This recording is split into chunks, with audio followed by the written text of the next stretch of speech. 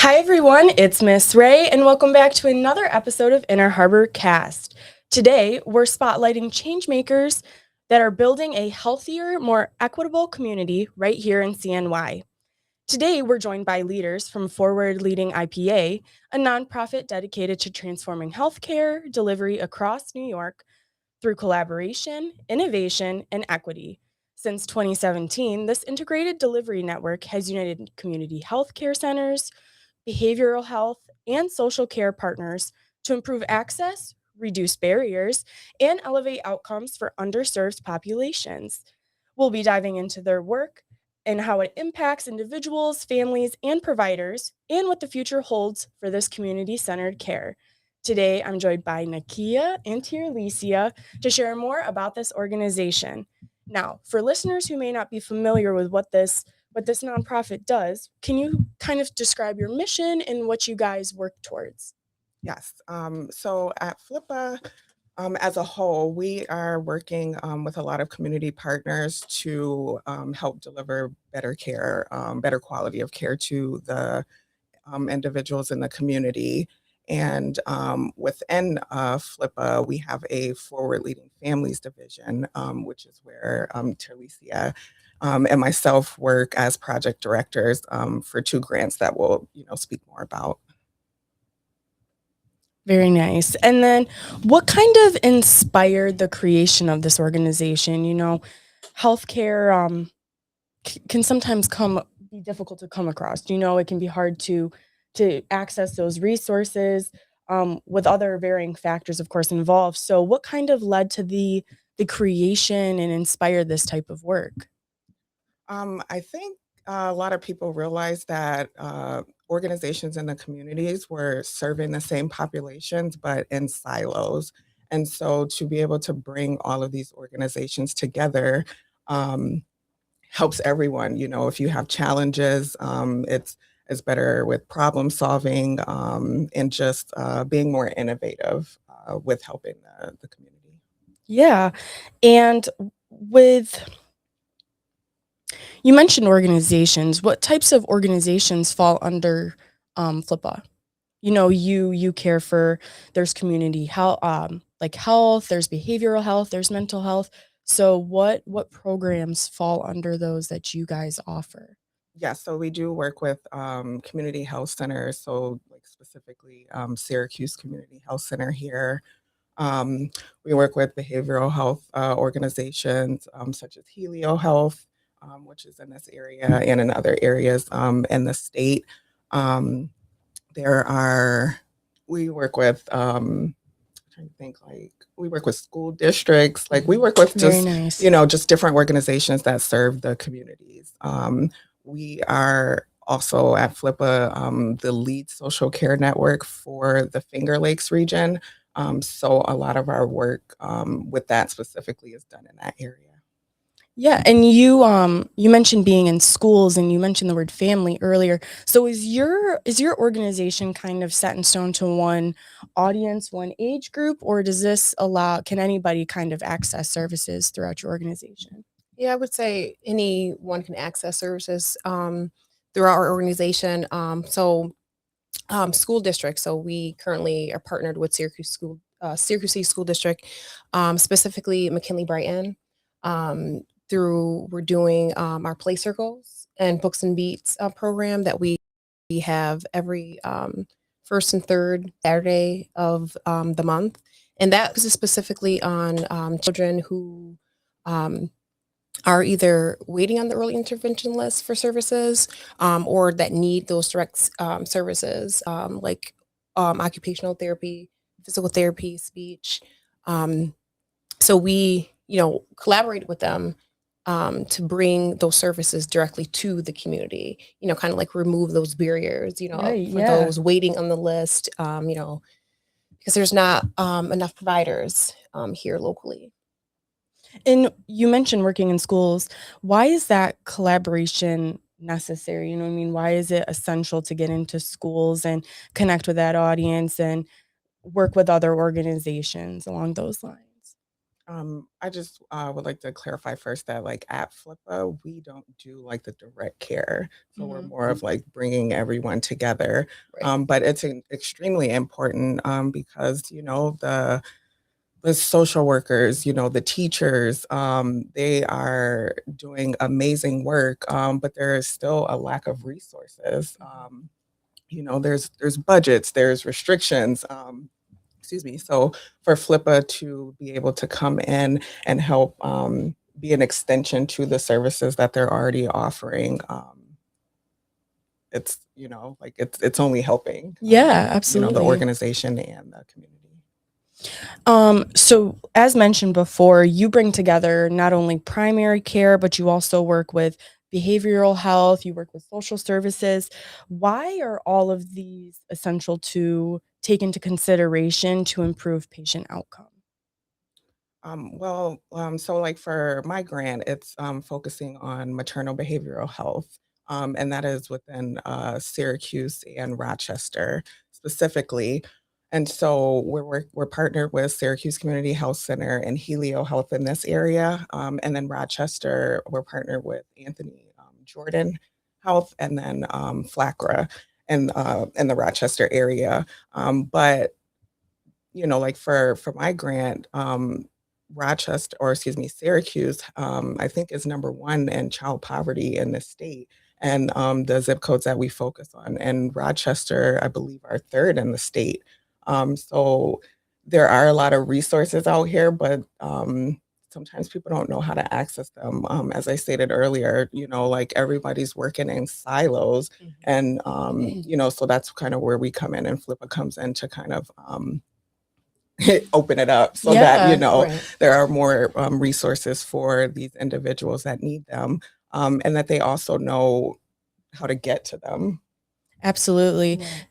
And then just to piggyback off of what Nakia said, it's also important for us to, like as an organization, as our program, to focus on, whole child approach, whole family approach. So going into the schools, partnering with the schools, we can help better focus on making sure, children are supported emotionally, mentally, socially, but also the parents and caregivers as well that are Absolutely. supported. So it's a community, is what we're looking to, create and be there for.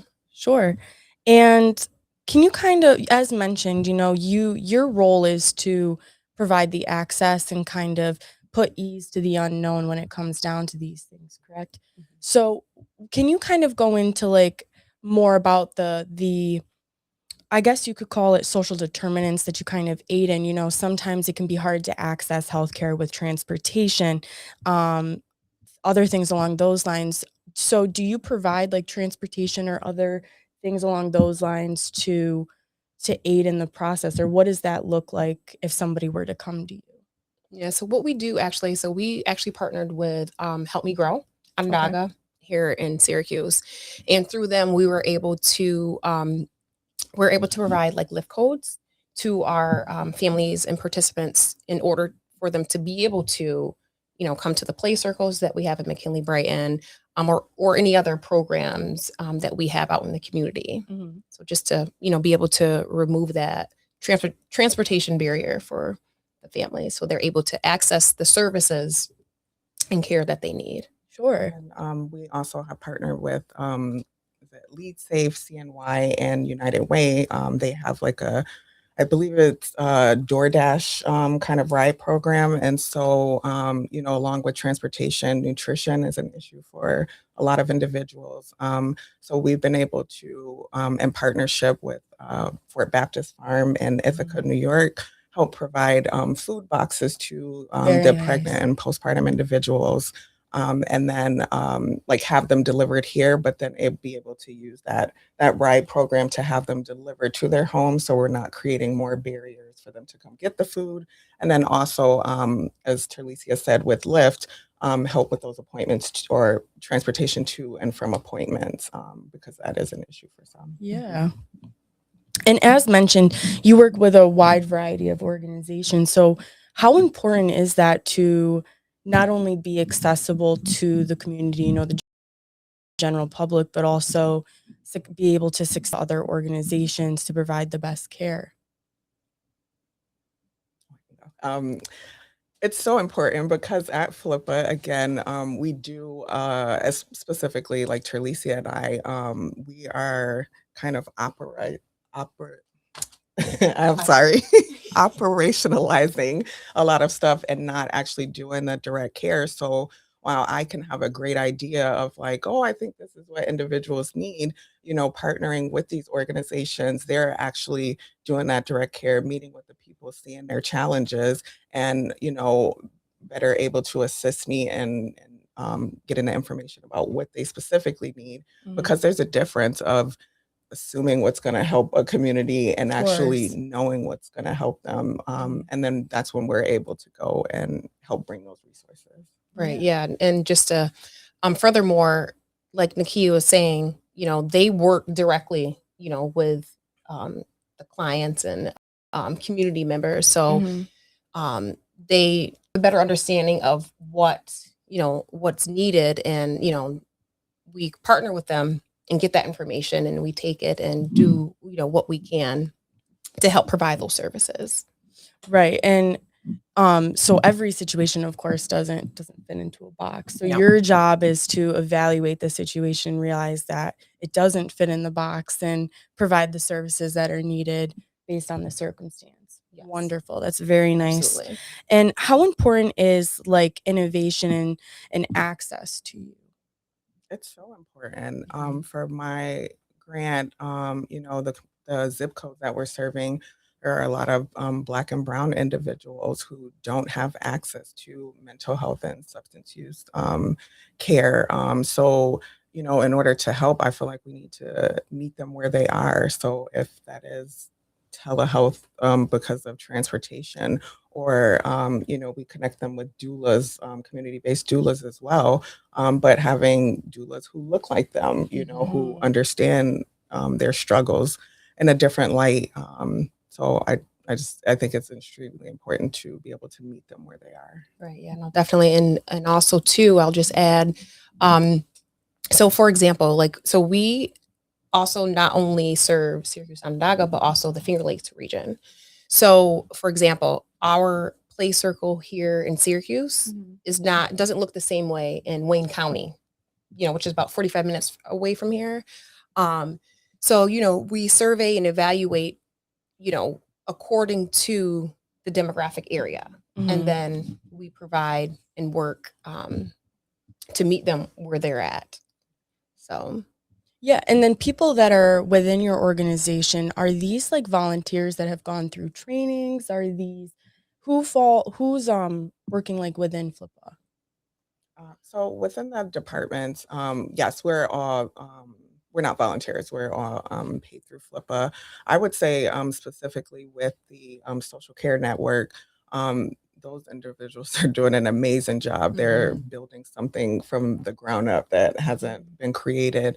And so there's a lot of innovation specifically coming out of that area.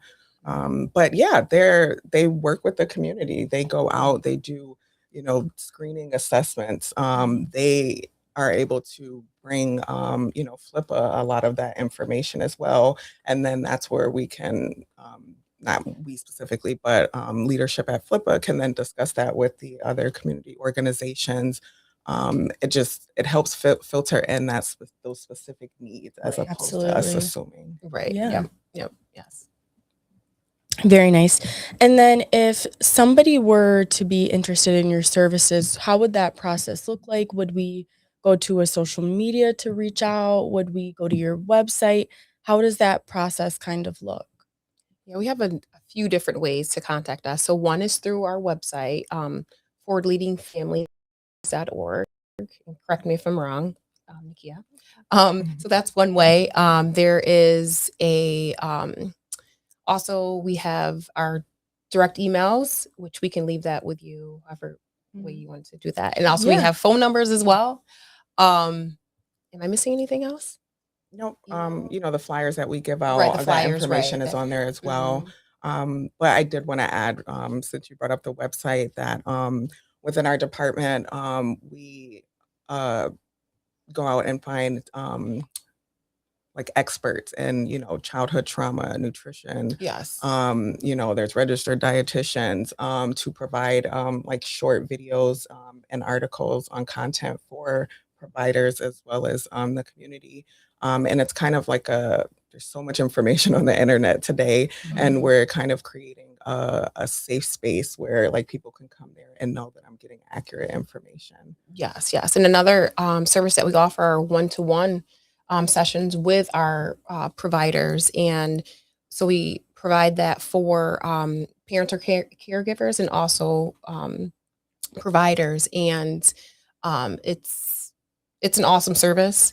If parents or caregivers are having, struggles with, I don't know, child routines, eating, picky eaters, sibling, patterns. right, sleep patterns. Yeah.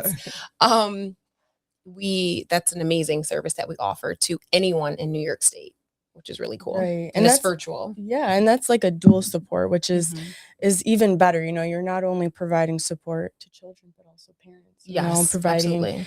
help in that time, which is phenomenal. That's very And it's Yes. free. And it's Yeah. free. It's Yes, it's free. Oh, it's All of our free. services are For free. free? Everything's Oh my gosh. Everything That's is free. amazing. Yes. That's wonderful. So I kind of have a personal question for you both. Healthcare is one of those things that can be tough to work in sometimes. So what keeps you motivated? What keeps you wanting to push for FLIPA to come to work every day? Where do you find your motivations? I think my motivation comes from knowing that there's a lot of systemic discrimination within, this system along with many other. And I feel like at FLIPA, I'm able to help mitigate that a bit, but also and educate people on what they can do, what avenues they have. But as a Black woman, there's a high infant mortality rate. We have children, so you want to see a better community and world for your children. But just to feel like I'm doing my part, and I feel like I'm doing that here at FLIPA. Yeah, for sure. Yeah. And I think for me, what motivates me is honestly, I mean, it may sound cliche, but It's never wanting cliche. to help, because I know what what it's like to, struggle,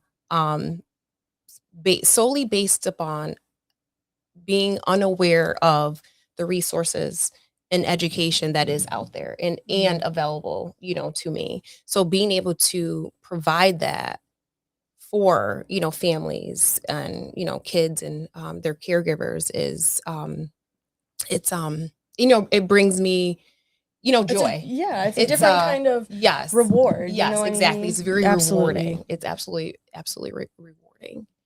Doing this type of work and being at FLIPA. That's amazing.